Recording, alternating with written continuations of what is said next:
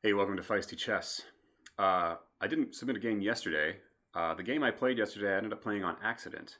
So I play daily chess on chess.com, where you can just, make a move every day on each of your games. And a tournament had just started, so I was expecting to play a bunch of new games. So I pulled up my phone, I hit play on the app, and it immediately went to a new game, and I played e4, and my opponent immediately played e5, and that's when I thought, okay, he must be right online. Sometimes people will respond, you're online at the same time, you can get moves in pretty quickly. And then looking at it a little more, I realized I was playing a Blitz game.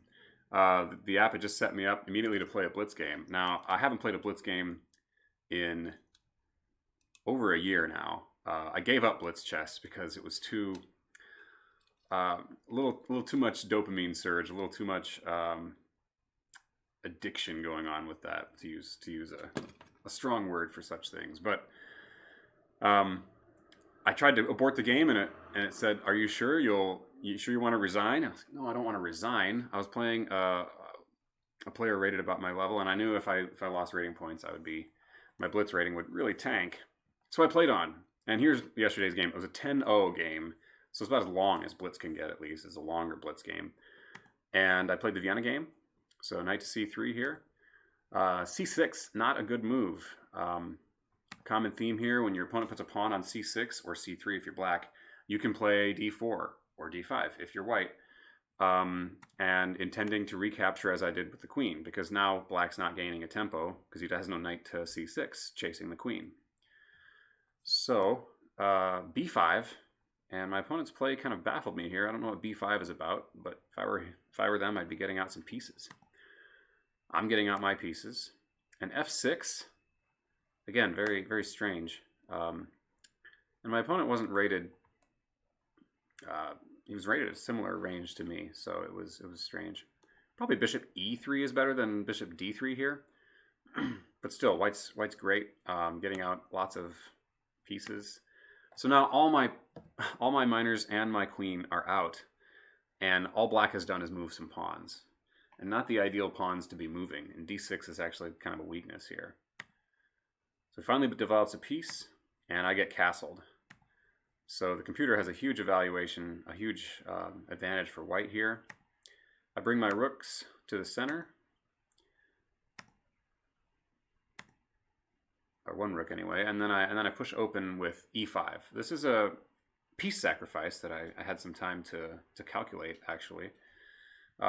This reminded me of a Mora gambit, where black's king and whole king side, actually, in the Mora gambit is often frozen in place if he's spending moves, moving pawns and developing his queen side.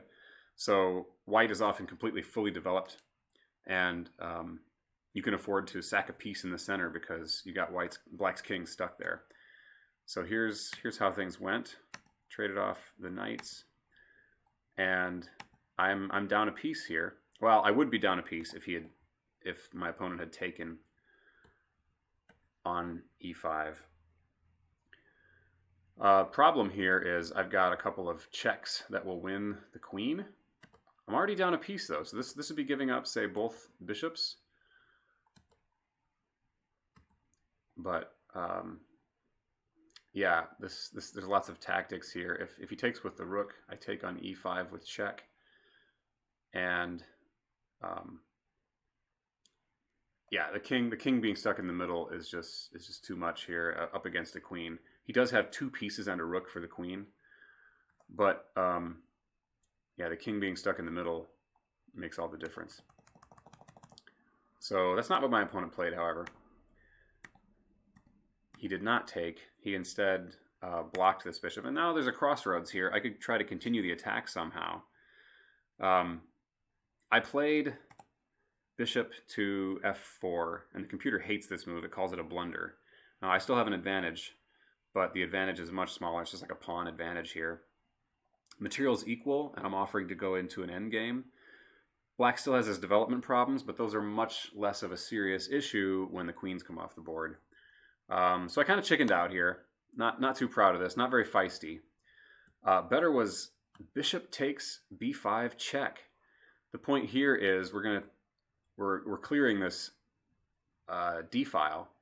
So after he takes the bishop, which apparently is not even the best move that the computer likes, we can grab on d6 and the attack rages on. I mean, you can imagine lots of ways to follow up. A piece down here, but I do have 2 pawns for it, so it's a lot less serious than being a full piece down. And I can double my rooks on the d file. I could back up my queen with another rook.